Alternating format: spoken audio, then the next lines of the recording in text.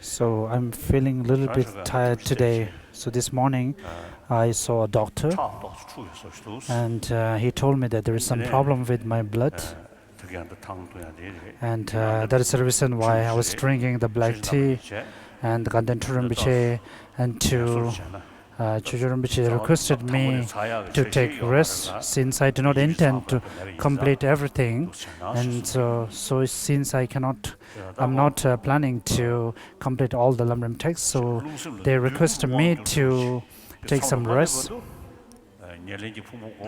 So until we reach very high level of attainments, of course, so this contaminated body, of course, we have to take care of. So I cannot stress too much with my body.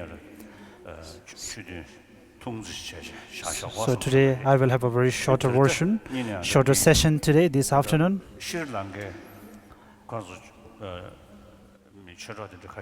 And there is some Dhamma friend from Sri Lanka whom they have met a short movie about Lord Buddha, the life story of Prince Siddhartha, and I met them before.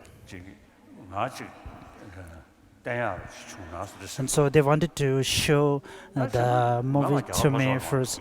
So I told them, since I'm going to South India and there will be tens and thousands of the monks, so if you can give a trial or show the movie to the tens of thousands of monks, then it will be nice. So they are planning to show the movie.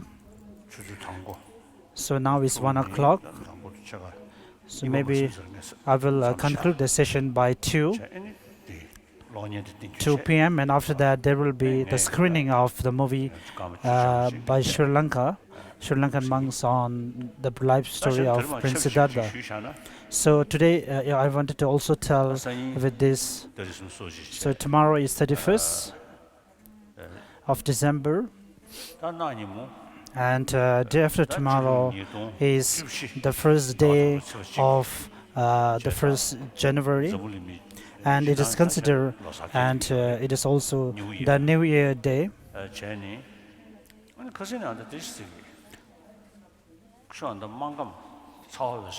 And Surumbichi from Markham region of Eastern Tibet, and from on the behalf of all the people, wanted to offer a long life to me. So they intended to do the long life.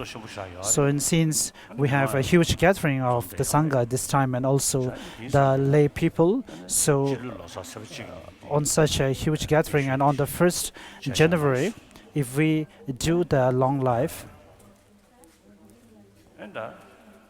puja on also that day, and it will be wonderful.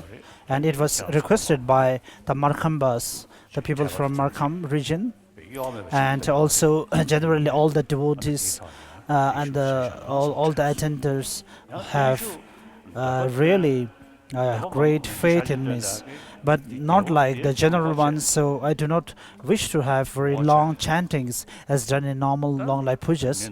So as I used to say that,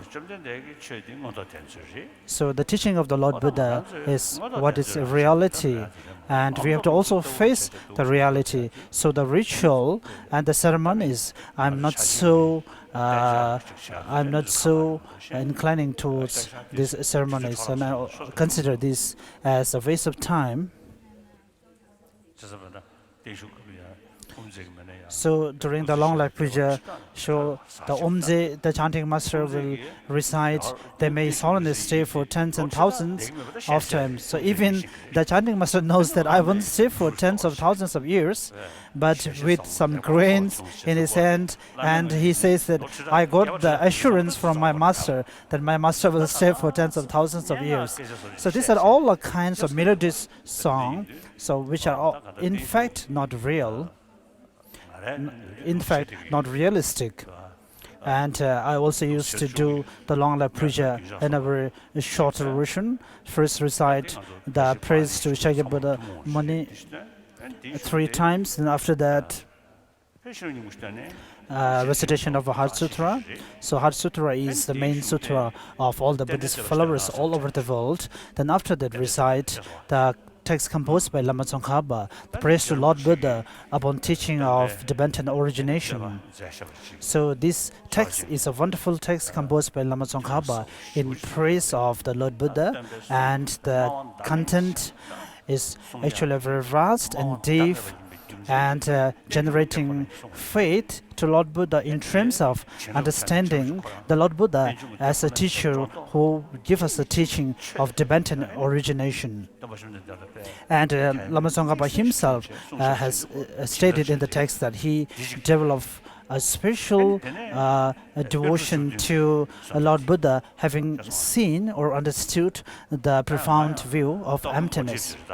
So I am, as Phapang Rinpoche used to state in his text, that I'm a little bit against all these practices. So even though the 16 arahats are of course very, very precious, so apart from the Rafula, there is one stanza composed by him, but other than the 16 arahats, there is not a single text composed by the great 16 arahats. Of course, we say that they are surrounded by hundreds and thousands of devotees and other solitary realizers and so on, but there are nothing that we can actually practice that is present in these days. But apart from that, the 17 Indian Pandits, of course, through their understanding of the great learning, concentration, meditation, and so on, they have composed such great and wonderful texts which we can practice even today. I think it was a few years back when I have the gallbladder operation, and the illness before that I went for a pilgrimage to Nalanda, and we do a recitation of Abhisamaya Alamkara, the text by Lord Maitreya. I think we also recite the supplement to Madhyamika by Chandrakriti. So then I thought that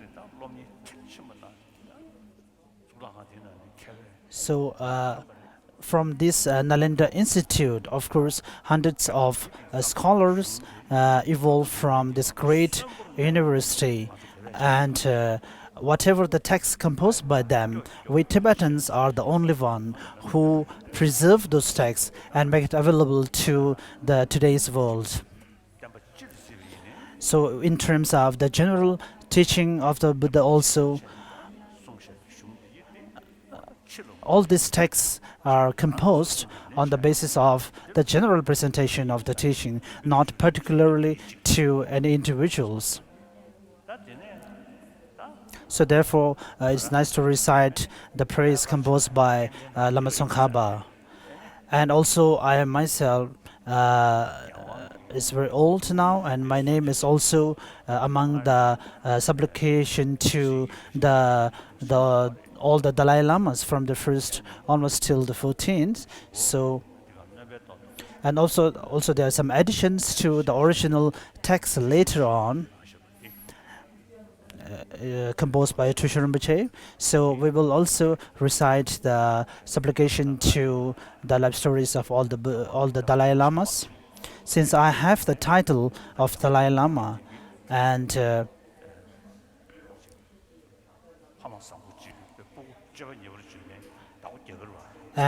so even though I am kind of a mischievous, of course, since I'm one of the Dalai Lamas, so they have to also take care of me as being a Dalai Lama. So therefore, we will recite the supplication to all the Dalai Lamas, the text. So after that, we will recite a short mandala offerings. And while reciting the mandala offering, as I said, so even though I criticize you on saying the tens of thousands of years, but you have to recite the verse saying, "May our Vaishnava Gurus lives for thousands of years." So a few years back, one of the functions for the Tibetan astrological and medicine, and they invited me, and I told them about my own view about the Tibetan astrological and medicine, and I said that, of course, I have good experience with Tibetan herbal medicine, and it's really beneficial. I have no interest, or I do not believe in the astrological calculations. The fifth Dalai Lama says that according to the astrological calculations, this date is important, but on that day, of course, there will be also dogs who are born on that day. So that day itself, how can we consider as precious? So I told them that I have not much interest and believe in the astrological calculations. And later, the teacher who's teaching those astrological calculations, and they also feel disencouraged, and also they I had to tell them later that you have to study hard, even though I do not have any personal interest, but it is a part of Tibetan's culture and tradition. So whether I have an interest or not is a different thing. So you have to do it. So similarly, even I do not have interest in you saying tens of thousands of years that your guru stays, but you have to recite it tomorrow. So day after tomorrow, so we will have this long life. So that's on the 1st of January. And I have a request for all of you. On the first day of, on the 25th, according to Tibetan calendar, on the Mahaparinirvana of Lama Tsongkhapa, you all recited the essence of all the knowledge of interpreted Tibetan composed by Lama Tsongkhapa. So I request you to do the same thing on the 1st of January, starting from the Madhyamika philosophy onwards. So on that day, you have recited till the Chittamathrin philosophy. So from that day, if you recite till all the Madhyamika part. So then after that, if you recite the verse in praise of the, I'm not trying to praise myself, but that His Holiness is the verse which says that His Holiness is the only source of all the benefits in the Tibetan region surrounded by snow mountains. So such a huge gathering of having sanghas and of course having devotees from different countries and also a lot of followers from Nepal and all the Himalayan regions. So that's why I thought to give a Chenri-Sikh 1,000 Nam Chenri-Sikh initiation.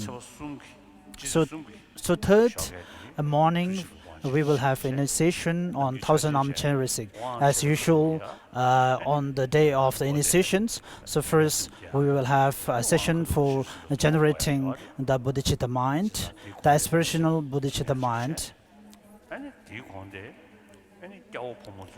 And before that, there will be an opportunity for the layperson to take layperson vows if there are any interested ones. So as it is stated in the ritual text of the initiation that the disciples and the followers need to be of 4 different varieties. So we have, in that way, we have the layperson, people who take the layperson vow. After that, we take the bodhisattva vows. And if we give the initiation after that, the preparatory and the actual one, then after that also the bodhisattva vows. So on the 3rd day, we will do that, completing it. In the afternoon, I have other programs to serve people around here. So you all can pack your bags from the second morning, from the second evening, and when the 3rd morning after the initiation is over, so you can go back to your own home.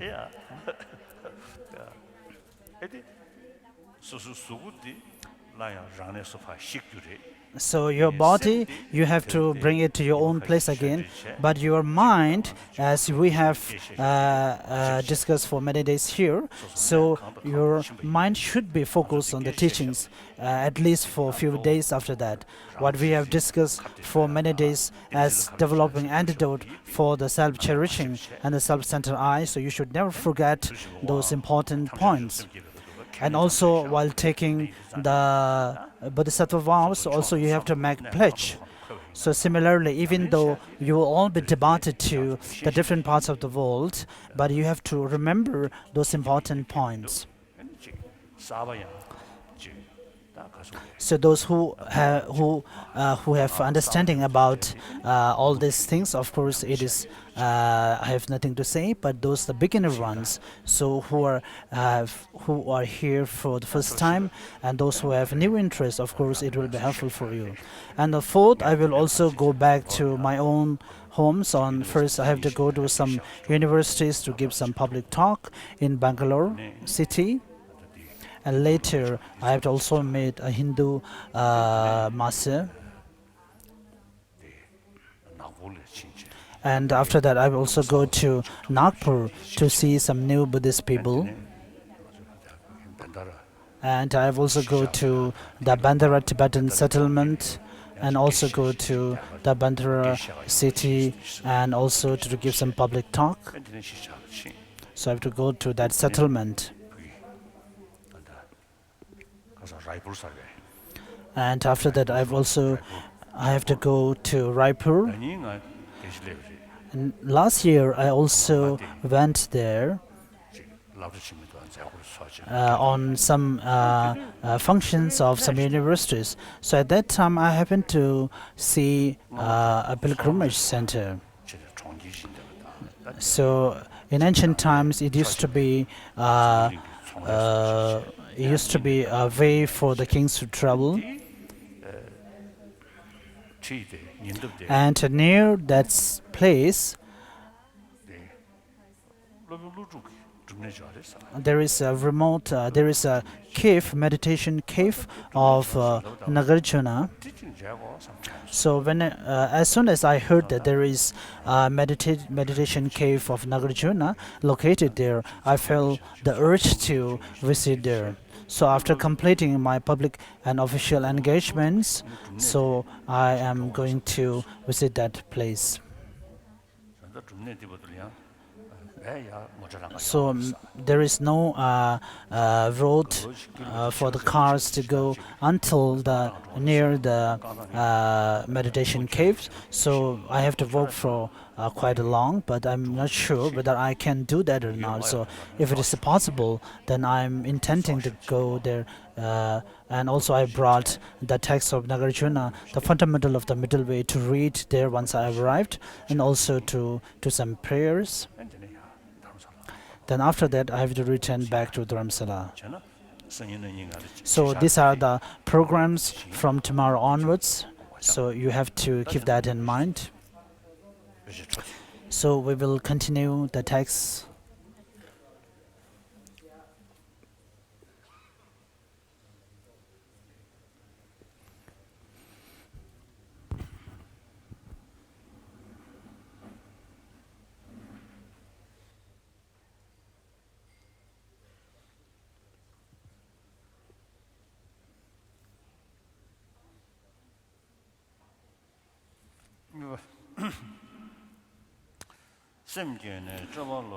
So we are reading continually from the sacred words of Manjushri, Lamrim Jambe Shelong. So is it better to take the tea now or later? So maybe you can start giving the tea. Otherwise, while seeing the movie, and if you take the tea, it will be wonderful. So I will. So maybe you can stop the tea for a while. So while seeing the movie at 2, you can watch the movie and also have the tea. So it's a sweet tea, so there won't be butter.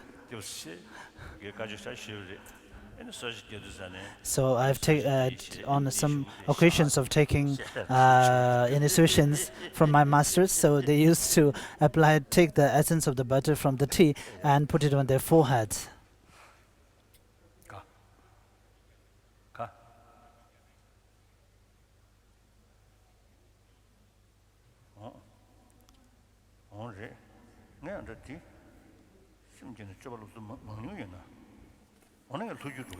So I will first move to the southern lineage.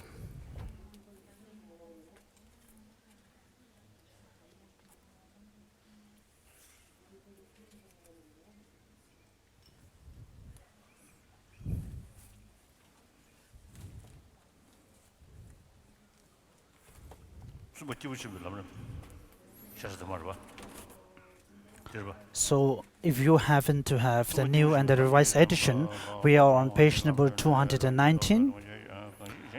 Sorry, I do not have the older copy with me now, so if I get it, I will let you know the page number. So we are on the outline training the mind on the stages of the path, shared with intermediate beings. The lamp for the Buddha says, with the will to turn from samsara's pleasures, whose nature is the rejection of sin, whoever is concerned with personal peace alone is a being known as intermediate.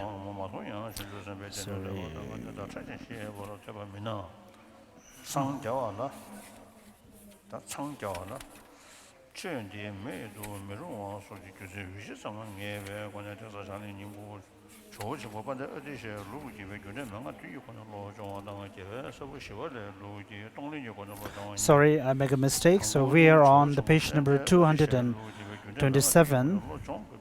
training the mind on the stages of the path of great beings. The lamp for the path says, he who, based on his personal suffering, wants only to eradicate all the suffering borne by others, is known as a superior being.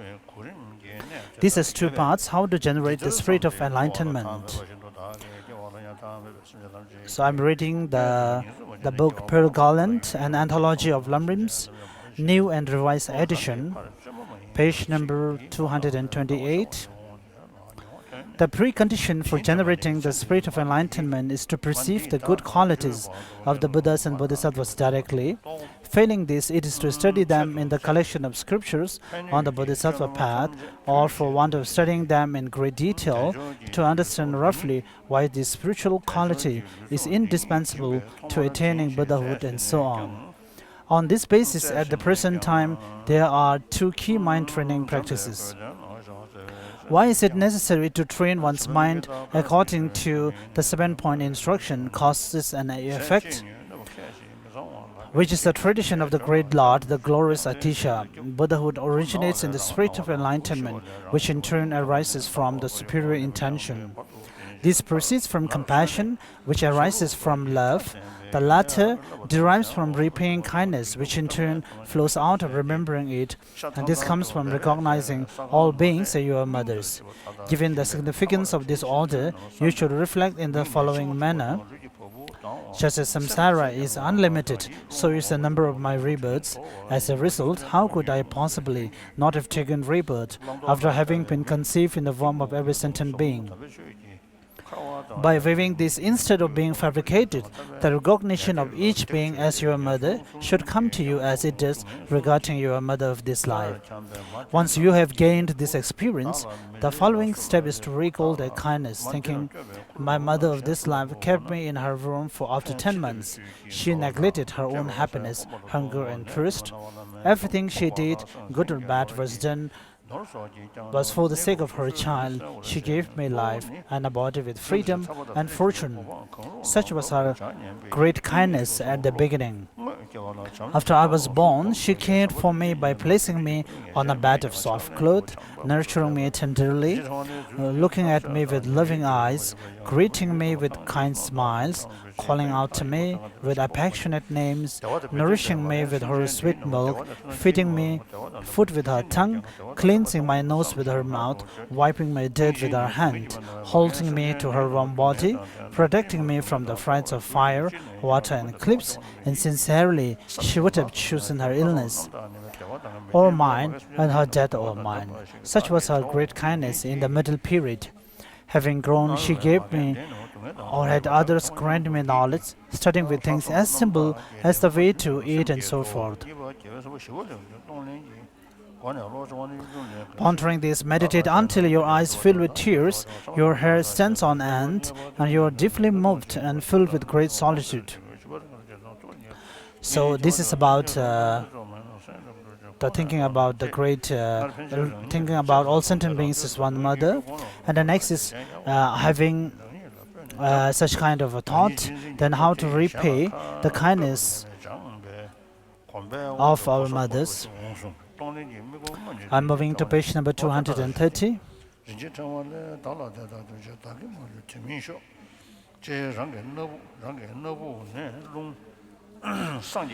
So here it completes the first outline of 7-point instruction, causes and effects. So second is mind training according to giving and then taking, the tradition of the conquerors, Son Shantideva. The guide to the Bodhisattva's way of life says, whoever wishes to quickly protect himself and others should exchange self for others and practice the secret instruction. And whatever happiness is found in the world, all comes from desiring others' happiness. Whatever misery is found in the world, all comes from desiring personal happiness. What need is there to say much? The child is pursue their personal benefit, the moon accomplish others' benefit. Behold the difference between the two. So I'm moving to page number 231. So we have completed that outline. So next is maintaining the spirit of enlightenment through ritual. Once you have trained well in the spirit with its double concern explained earlier, if you do not rely upon ritual, you will just generate the nature of the spirit of enlightenment. To enter the perfect path, an excellent ritual is important. The preliminaries of the practice consist in refuge, bodhicitta, accumulations, and training in the spirit of enlightenment. The central part of the ritual consists in maintaining aspirational bodhicitta through ritual. Regarding the final phase, refer to great and middle and expositions of the stages of the path for the explanations of the precepts that prevent the decline of the spirit of enlightenment in this life and in others. Since all the subtleties of the practice depend on having participated in this transmission, avoid personal invention and oversimplification.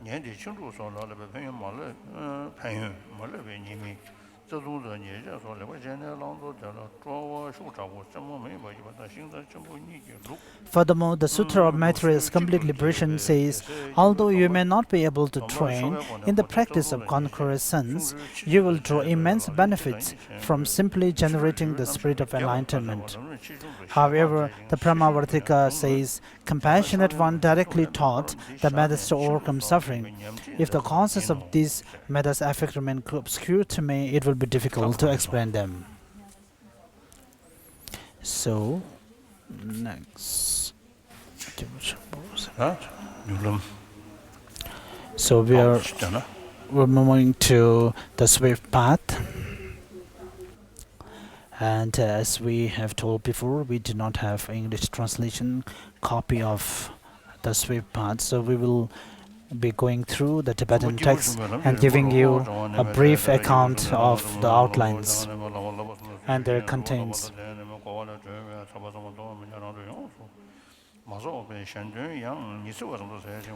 So we're at the third outline, how to train in the path of great beings.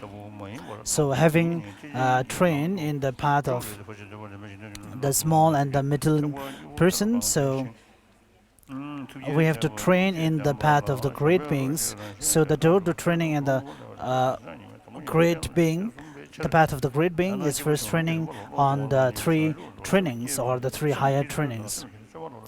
And the purpose and the reason behind why one need to train in this great being's path is that in order to benefit the numberless sentient beings, of course, one need to have completed one's own benefits, one's own accomplishments first. So therefore, we need to generate the mindful enlightenment, and we have to often the enlightenment first in order to benefit the maximum number of sentient beings. So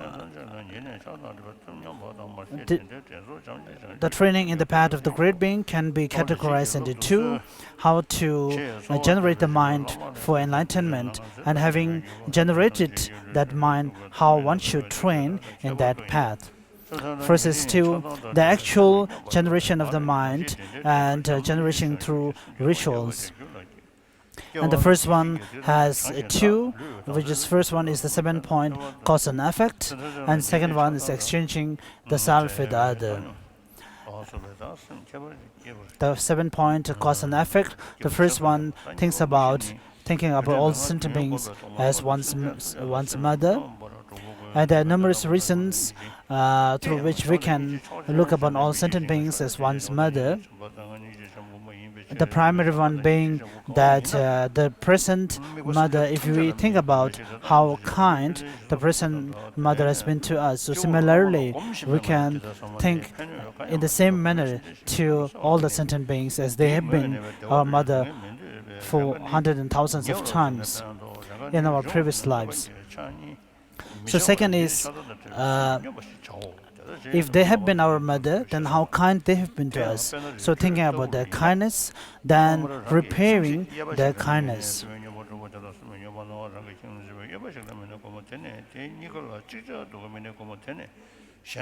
Then thinking about or contemplating the mind of loving kindness toward all sentient beings, and contemplating or generating the mind of great compassion, which will be followed by the mind of bodhicitta, or the mind for enlightenment.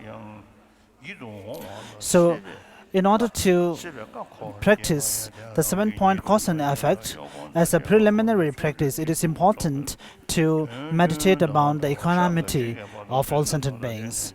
So, since we are all normal sentient beings and we have a lot of attachment and desire towards our love and the near ones, and anger towards our enemies and the neutral ones. So therefore, in order to develop a mind of sense of concern towards everyone, it is important to first generate the mind of equanimity.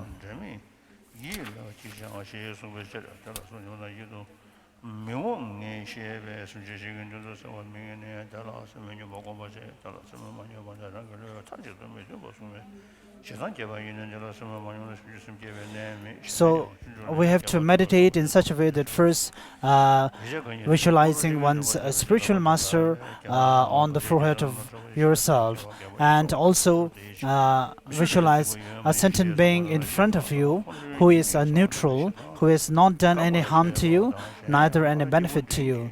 So then think in this way that just as yourself, that sentient being is also by nature someone who wants happiness, doesn't want suffering. So how can we make a distinction between the two and be kind towards your love and the near ones, and be distant from your neutral ones? So, having prayed in such way, we have to supplicate to our spiritual master that may I be able to visualize and meditate in such way and be able to see all sentient beings as equal. So if you happen to be in a cave or in a remote place, first with only few neighbors, so first contemplate this upon your neighbors on the right side. Then after that, if your mind is trained a bit, then contemplate in the same way to your left neighbor. Then afterwards, try to contemplate the mind of equanimity, combining the two neighbors together. So similarly, one have to change the focus, the focal object. We have to change gradually from one another and gradually multiplying it.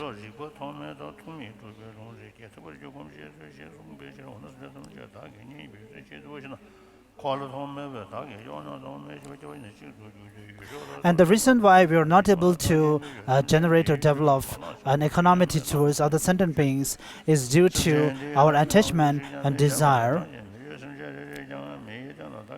And we have to visualize and think in such a way that I have been taking rebirth for the numberless time to this samsaric world, all due to the desire. And desire is the cause of my constant rebirth to this samsaric world and all my sufferings.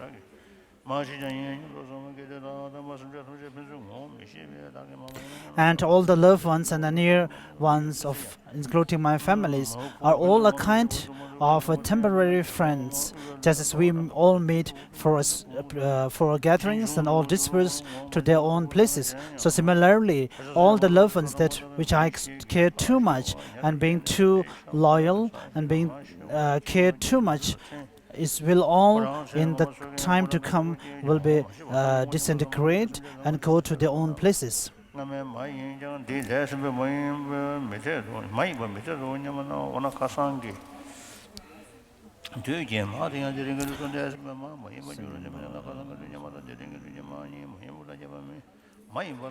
So without being able to having equanimity towards all sentient beings or looking at all the sentient beings as equal, there is no way that we will be near to developing the bodhicitta, the mind for enlightenment. And one of the main hindrance and another obstacle is the anger, and it is stated in the engaging in the Disa Bodhisattva that all the merits and the gatherings that we have, collections that we have accumulated for thousands and thousands of years, including by giving etc. and offering make to the Buddhas and Tathagatas.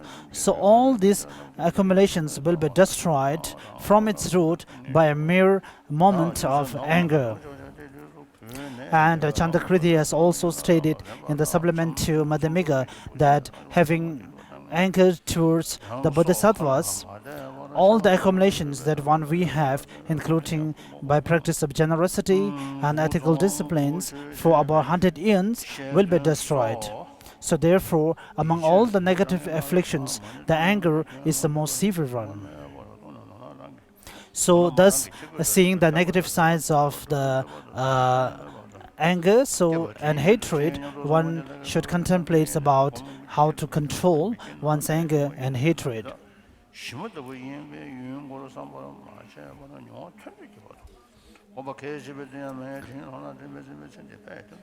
And as we have stated before, and it also exists in the sutra, that whatever person whom we term as one's friend, one's near one, or one's enemies, so from their own perspective or from their own side, there is no certainty that they will remain the same forever. So therefore, there is no reason why we should be kind towards someone and we should hate someone.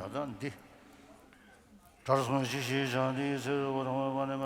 the person whom we consider as our enemies, so it is 100% confirmed that that person may not be your person in the previous life, or he may not be your enemies for the countless number of beings.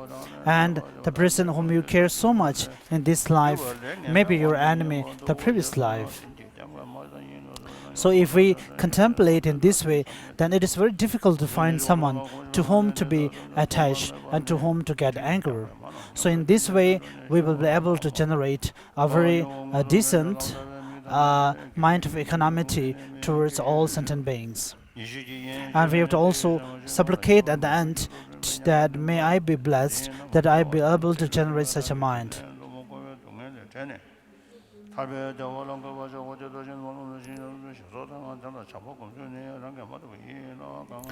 So having seen all the sentient beings as one's mother, and from there to contemplate, from there onwards to the remaining 7 pieces of cause and effect, till the generation of the bodhicitta mind. So we have to contemplate in this way, having visualized or meditated about meditated your masters on your head.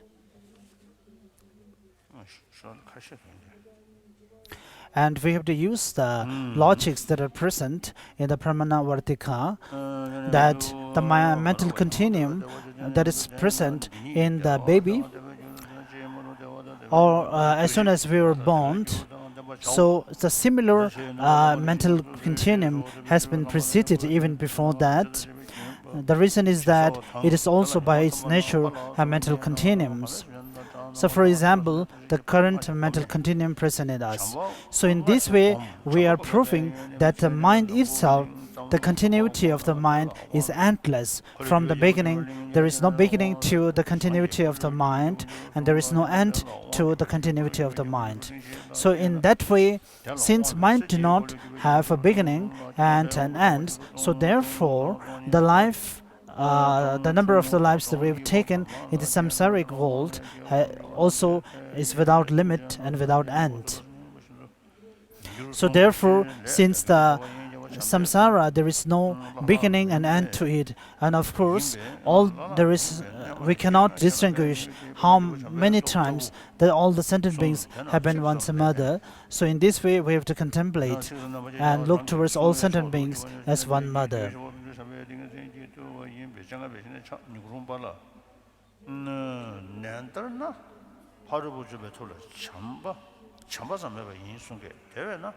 And again, if we think that why all the sentient beings are your friends, your companions and relatives,